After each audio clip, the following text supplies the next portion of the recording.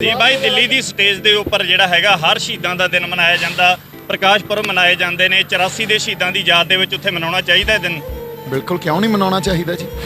तुसीं ये वेखो साडे वो बंदे जिन्हों स्टेट ने बदनाम किया, जिहड़े आपदा आपा वार गए, किस खातर स्वै रखिया किस चीज़ की, साडी होंद ते हस्ती दी, उन्हां दी याद च आपां कोई श्रद्धांजलि ना दईए, कोई दिन ना मनाइए या उस वरतारे नूं याद करके वो तो आपां सिੱਖੀਏ कुछ ना।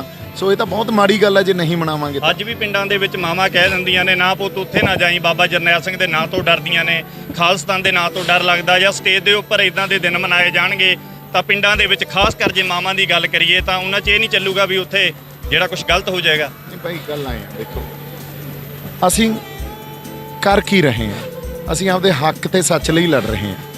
हक ਤੇ सच, हक सरकार तो लेने आ, सच लोगों ਨੂੰ ਦੱਸਣਾ है ना, सच ਤੇ ਪਹਿਰਾ ਦੇਣਾ।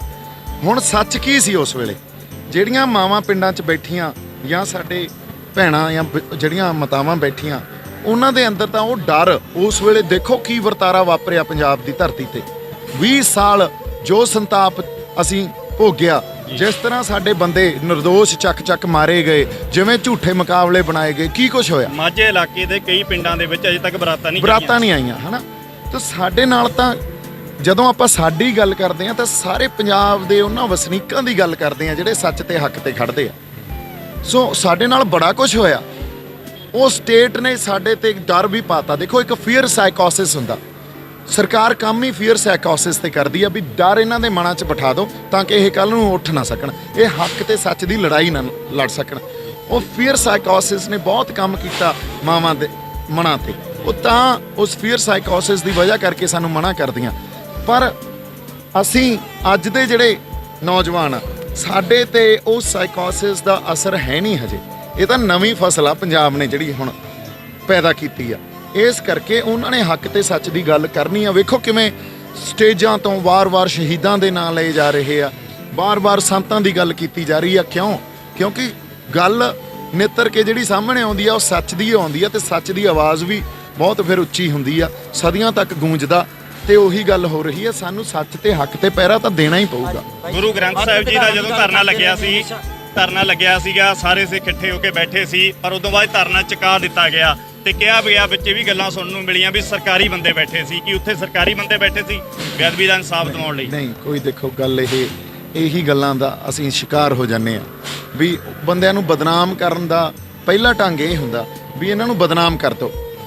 ਜੇ ਬਦਨਾਮ ਕਰਤਾ ਤਾਂ ਲੋਕ ਪਿੱਛੇ ਨਹੀਂ ਆਉਣਗੇ। ਸਰਕਾਰ ਡਰਦੀ ਕਿਸ ਗੱਲ ਤੋਂ ਆ? ਜਿਹਦੇ ਕੋਲੇ ਸਟਰੀਟ ਪਾਵਰ ਆ ਨਾ, ਜਿਹਦੇ ਕੋਲੇ ਲੋਕ ਆ, ਉਹ ਤੋਂ ਸਰਕਾਰ ਡਰੂਗੀ। ਸੋ ਸਭ ਤੋਂ ਵੱਡੀ ਗੱਲ ਉਹਨਾਂ ਦੀ ਇਹ ਹੁੰਦੀ ਆ ਵੀ ਜਿਹੜਾ ਬੰਦਾ ਉੱਭਰ ਰਿਹਾ ਉਹਨੂੰ ਬਦਨਾਮ ਕਰ ਦਿਓ ਤਾਂ ਕਿ ਇਹਦੇ ਪਿੱਛੇ ਲੋਕ ਨਾ ਆਉਣ। ਜਦੋਂ ਲੋਕ ਪਿੱਛੇ ਨਾ ਹੋਏ ਫਿਰ ਜਿਵੇਂ ਮਰਜ਼ੀ ਹੈਂਡਲ ਕਰ ਲੈਣ ਉਸ ਬੰਦੇ ਨੂੰ। ਸੋ ਕੋਈ ਸਰਕਾਰੀ ਬੰਦੇ ਨਹੀਂ ਸੀ।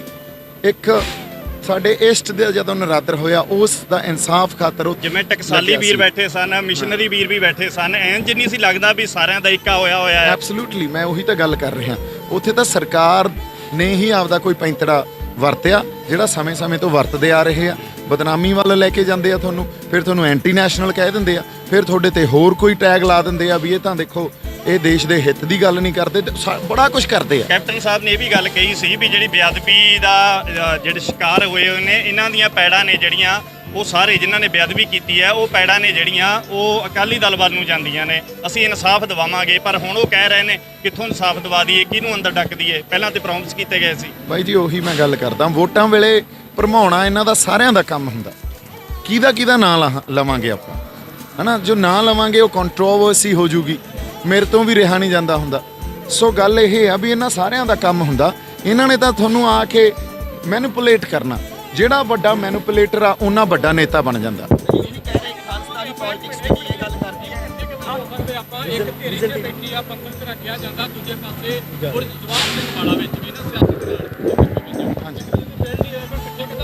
ਬਾਈ ਜੀ ਇਹ ਸਵਾਲ ਤਾਂ ਸੰਗਤ ਦੇ ਦੇਖੋ, ਕਿਸਾਨੀ ਸੰਘਰਸ਼ 'ਚ ਫੈਸਲੇ ਜੋ ਲਏ ਜਾਂਦੇ ਸੀ, 26 ਤਰੀਕ ਨੂੰ ਇੱਕ ਫੈਸਲਾ ਲਿਆ ਗਿਆ ਜੋ ਸੰਗਤ ਦੇ ਜਜ਼ਬਾਤਾਂ ਦੀ ਤਰਜਮਾਨੀ ਨਹੀਂ ਕਰਦਾ ਸੀ। ਲੋਕ ਆਪ ਮੁਹਾਰੇ ਹੋ ਗਏ ਕਿ ਨਹੀਂ ਹੋ ਗਏ?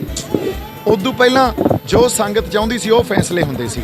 ਜੇ ਸੰਗਤ ਧਾਰ ਲੇ ਫਿਰ ਕਿ ਇਹਨਾਂ ਦਾ ਕਿਸੇ ਦਾ ਵੀ ਜਿਹੜੀਆਂ ਧਿਰਾਂ ਵੀ ਬੈਠੀਆਂ ਉਹਨਾਂ ਦੇ ਜੀ ਲੀਡਰਸ਼ਿਪ ਆ, ਮੈਂ ਤੁਹਾਨੂੰ ਸੱਚੀ ਗੱਲ ਦੱਸ ਰਿਹਾ ਹੈ, ਜੇ ਸੰਗਤ ਧਾਰ ਲੇ ਤੇ ਇਹ ਉਦੋਂ ਬਾਅਦ ਇਕੱਠੀਆਂ ਨਾ ਹੋਣ, ਇਹ ਹੋ ਹੀ ਨਹੀਂ ਸਕਦਾ।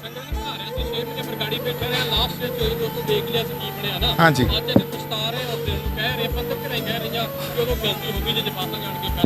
ਹਾਂਜੀ ਹਾਂਜੀ ਭਾਈ ਜੀ, ਇਹ ਦੇਖੋ ਹਰ ਲੜਾਈ ਜਿੱਤੀ ਨਹੀਂ ਜਾ ਸਕਦੀ ਹੁੰਦੀ। ਕਈ ਲੜਾਈਆਂ ਅਸੀਂ ਹਾਰਦੇ ਆ, ਉਹਨਾਂ ਤੋਂ ਸਬਕ ਲੈਂਦੇ ਆ, ਫਿਰ ਅਗਲੀ ਲੜਾਈ ਲੜਦੇ ਆ, ਹਨਾ। ਸੋ ਅਸੀਂ ਹੁਣ ਕਿੰਨੇ ਸੰਘਰਸ਼ ਹੁਣੇ ਹੀ ਉਭਾਰ ਦੇਖ ਲਏ ਪੰਜਾਬ ਨੇ, ਬਰਗਾੜੀ, ਸਰਬੱਤ ਖਾਲਸਾ, ਉਦੋਂ ਪਹਿਲਾਂ ਸਰਸੇ ਵਾਲਾ ਮਸਲਾ, ਹੁਣ ਕਿਸਾਨੀ ਸੰਘਰਸ਼, ਕਿੱਡੇ ਵੱਡੇ ਉਭਾਰ ਦੇਖੇ, ਮਾਸ ਮੂਵਮੈਂਟਸ ਦੇਖੀਆਂ ਆਪਾਂ। ਹੁਣ ਸਾਡੇ ਕੋਲੇ ਹਜੇ ਵੀ ਮੌਕਾ ਵੀ ਸਿੱਖ ਕੇ ਇਹਨਾਂ ਗੱਲਾਂ ਤੋਂ, ਇਹਨਾਂ ਉਭਾਰਾਂ ਤੋਂ ਅਸੀਂ ਇਕੱਠੇ ਹੋ ਜਾਈਏ। ਹਾਂਜੀ ਉਹ ਤਾਂ ਹੈ ਹੀ ਬੰਦੇ ਸਰਕਾਰਾਂ ਦੇ ਨਾ। ਦੇਖੋ ਫਿਰ ਪੈਸਾ, ਇੱਕ ਤਾਂ ਸਰਕਾਰ ਦੇ ਬੰਦੇ ਹੋ, ਫਿਰ ਤੁਹਾਡੇ ਕੋਲੇ ਪੈਸਾ ਹੋਵੇ ਤੇ ਤੁਸੀਂ ਉਸ ਹਿਸਾਬ ਨਾਲ ਸਭ ਕੁਝ ਹੈਂਡਲ ਕਰ ਲੈਂਦੇ ਹੋ। ਆਪਣੇ ਵਾਲੇ ਜਿਹੜੇ ਬੰਦੇ ਬੈਠੇ ਆ, ਉਹਨਾਂ ਨੇ ਸਟੇਟ ਨਾਲ ਪੰਗਾ ਲੈਤਾ ਹੋਇਆ, ਇਹਦੇ 'ਚ ਫਰਕ ਆ। ਉਹਨਾਂ ਨੇ ਸਰਕਾਰ ਨੂੰ ਚੁਣੌਤੀਆਂ ਦਿੱਤੀਆਂ ਹੋਈਆਂ। ਜਦੋਂ ਤੁਸੀਂ ਸਰਕਾਰ ਨੂੰ ਚੁਣੌਤੀਆਂ ਦਿਓਗੇ, ਆਪਦੇ ਹੱਕ ਮੰਗੋਗੇ, ਸਰਕਾਰਾਂ ਤੁਹਾਨੂੰ ਬਖਸ਼ਣਗੀਆਂ ਨਹੀਂ ਫਿਰ। ਸੋ ਇੱਥੇ ਆ ਕੇ ਫਰਕ ਪੈ ਜਾਂਦਾ। ਬਾਈ ਜੀ ਆਏ ਆ ਹੁਣ ਨਾ, ਮੈਂ ਹਮੇਸ਼ਾ ਇਹ ਕਹਿਣਾ ਹੁੰਦਾ, ਮੈਂ ਤਾਂ ਜਿਹੜਾ ਸਾਡਾ ਕਿਸਾਨ ਅੰਦੋਲਨ ਆ ਉਹਦੇ 'ਚ ਇੱਕ ਛੋਟਾ ਜਿਹਾ ਸਿਪਾਹੀ ਆ, ਉਹਨਾਂ ਦਾ ਸੋਲਜਰ ਆ। ਸਾਡੇ ਕਿਸਾਨ ਨਹੀਂ, ਬਿਲਕੁਲ ਸਾਡੇ ਕਿਸਾਨ ਆਗੂ ਆ ਜਿਹੜੇ, ਉਹਨਾਂ ਦੀ ਅਗਵਾਈ 'ਚ ਹੀ ਲੜਾਈ ਲੜ ਰਹੇ ਆ, ਹਨਾ, ਤੇ ਉਹਨਾਂ ਦੀ ਅਗਵਾਈ 'ਚ ਹੀ ਲੜਾਂਗੇ, ਉਹ ਸਤਿਕਾਰਯੋਗ ਆ। ਪਰ ਜਿਸ ਤਰ੍ਹਾਂ ਦੀ ਭਾਸ਼ਾ ਅੱਜ ਕੱਲ੍ਹ ਵਰਤੀ ਜਾ ਰਹੀ ਆ, ਜਿਸ ਤਰ੍ਹਾਂ ਦਾ ਇਲਜ਼ਾਮ ਲਾਏ ਜਾ ਰਹੇ ਆ, ਹਨਾ, ਹਾਂ ਨਹੀਂ ਪਰ ਹੁਣ ਗੱਲ ਬਾਹਲੀ ਦੂਰ ਪਹੁੰਚ ਗਈ। ਕੱਲ ਤੁਸੀਂ ਰਾਜੇਵਾਲ ਸਾਹਿਬ ਦੇ ਬਿਆਨ ਸੁਣ ਲਓ, ਕੱਲ ਆਪਣੇ ਜਿਹੜੇ ਰੁਲਦੂ ਮਾਨਸਾ ਤੋਂ ਹੈਗੇ ਆ, ਉਹਨਾਂ ਦੇ ਬਿਆਨ ਸੁਣ ਲਓ, ਹਨਾ। ਤੁਸੀਂ ਬਿਆਨ ਸੁਣੋਗੇ ਤਾਂ ਤੁਸੀਂ ਦੇਖੋਗੇ ਵੀ ਯਾਰ, ਜੇ ਸਾਡਾ ਮਿਆਰ ਇੱਥੋਂ ਤੱਕ ਆ ਗਿਆ, ਫਿਰ ਕਈ ਵਾਰੀ ਤੁਹਾਨੂੰ ਪਿੱਛੇ ਰਹਿ ਕੇ ਸਪੋਰਟ ਦੇਣੀ ਪਊਗੀ। ਅਸੀਂ ਪਿੰਡਾਂ 'ਚ ਰਹਿ ਕੇ ਲੋਕਾਂ ਨੂੰ ਇਹ ਤਾਂ ਕਹਿ ਸਕਦੇ ਹਾਂ ਵੀ ਏਕੇ 'ਚ ਰਹਿ ਕੇ, ਜਾਬਤੇ 'ਚ ਰਹਿ ਕੇ ਤੇ ਸੰਘਰਸ਼ 'ਚ ਜਾਓ। ਆਪਾਂ ਕੋਈ, ਅੱਜ ਤੋਂ ਮੈਂ ਇਹ ਗੱਲ ਵੀ ਧਾਰੀ ਸੀ ਵੀ ਮੈਂ ਕੋਈ ਸਲਾਹ ਹੀ ਨਹੀਂ ਦਿੰਦਾ ਤੇ ਨਾ ਮੈਂ ਸਵਾਲ ਪੁੱਛਾਂ ਸਾਡੇ ਲੀਡਰਾਂ ਨੂੰ। ਕਿਉਂਕਿ ਜਦੋਂ ਮੈਂ ਸਵਾਲ ਪੁੱਛਦਾ, ਉਹ ਇਹ ਸੋਚ ਲੈਂਦੇ ਆ ਵੀ ਮੈਂ ਉਹਨਾਂ ਦਾ ਵਿਰੋਧੀ ਹਾਂ, ਹਾਲਾਂਕਿ ਮਕਸਦ ਇੱਕ ਆ, ਪਾਸੇ ਇੱਕੋ ਹੀ ਖੜੇ ਆ। ਸੋ ਇਸ ਕਰਕੇ ਮੈਂ ਆਪਦੇ ਆਪ ਨੂੰ ਥੋੜਾ ਢੈਲਾ ਪਾ ਲੂੰਗਾ ਤੇ ਕਿਸਾਨੀ ਸੰਘਰਸ਼ ਇੱਥੇ ਬਹਿ ਕੇ ਵੀ ਲੜ ਰਹੇ ਆ, ਉੱਥੇ ਬੈਠ ਕੇ ਵੀ ਲੜ ਹੀ ਰਹੇ ਸੀ। ਇਹ ਸਨ ਦੀਪ ਸਿੱਧੂ, ਇਹਨਾਂ ਦਾ ਕਹਿਣਾ ਹੈ ਕਿ ਜਾਬਤੇ ਵਿੱਚ ਰਹਿਣਾ ਪਊਗਾ ਅਤੇ ਨਾਲ ਏਕੇ ਦੇ ਵਿੱਚ ਰਹਿ ਕੇ, ਜਿਵੇਂ ਪਹਿਲੇ ਦਿਨ ਤੋਂ ਇਹੀ ਬਿਆਨ ਦੇ ਰਹੇ ਨੇ ਵੀ ਸਾਨੂੰ ਏਕੇ ਦੇ ਵਿੱਚ ਰਹਿ ਕੇ ਚੱਲਣਾ ਚਾਹੀਦਾ ਹੈ। ਜਿਵੇਂ ਆਪਾਂ ਆਮ ਵੀ ਸੁਣਿਆ ਵੀ ਏਕਤਾ ਦੇ ਵਿੱਚ ਬਲ ਹੁੰਦਾ ਹੈ। ਹਰ ਜਗ੍ਹਾ ਦੀ ਸਟੇਜ ਦੇ ਉੱਪਰ ਪਹੁੰਚਦੇ ਨੇ। ਅੱਜ ਬੇਅਦਬੀ, ਗੁਰੂ ਗ੍ਰੰਥ ਸਾਹਿਬ ਦੀ ਬੇਅਦਬੀ ਜਿਹੜੀ 6 ਸਾਲ ਪਹਿਲਾਂ ਹੋਈ ਸੀ, ਅੱਜ ਉੱਥੇ ਪਹੁੰਚੇ ਨੇ। ਸਪੀਚ ਦੇ ਵਿੱਚ ਵੀ ਇਹਨਾਂ ਨੇ ਵਾਰ-ਵਾਰ ਇਹੀ ਕਿਹਾ ਹੈ ਵੀ ਸਾਨੂੰ ਇਕੱਠੇ ਹੋਣ ਦੀ ਜ਼ਰੂਰਤ ਹੈ, ਲੋੜ ਹੈ, ਸਾਨੂੰ ਅਸੀਂ ਇਕੱਠੇ ਹੋ ਕੇ ਚੱਲੀਏ ਤੇ ਜੇ ਇਕੱਠੇ ਹੋ ਕੇ ਚੱਲਾਂਗੇ ਤਾਂ ਆਉਣ ਵਾਲਾ ਸਮਾਂ ਜਿਹੜਾ ਹੈਗਾ ਉਹ ਕੁਝ ਪਲ ਵਧੀਆ ਹੋ ਸਕਦੇ ਨੇ। ਕਿਸੇ ਵੀ ਸਰਕਾਰ ਨੇ ਜਿਹੜਾ ਹੈਗਾ ਅਜੇ ਤੱਕ ਇਨਸਾਫ ਨਹੀਂ ਦਿੱਤਾ, ਚਾਹੇ ਅਕਾਲੀ ਹੋਣ ਚਾਹੇ ਕਾਂਗਰਸੀ ਸਰਕਾਰ ਰਹੀ ਹੋਵੇ।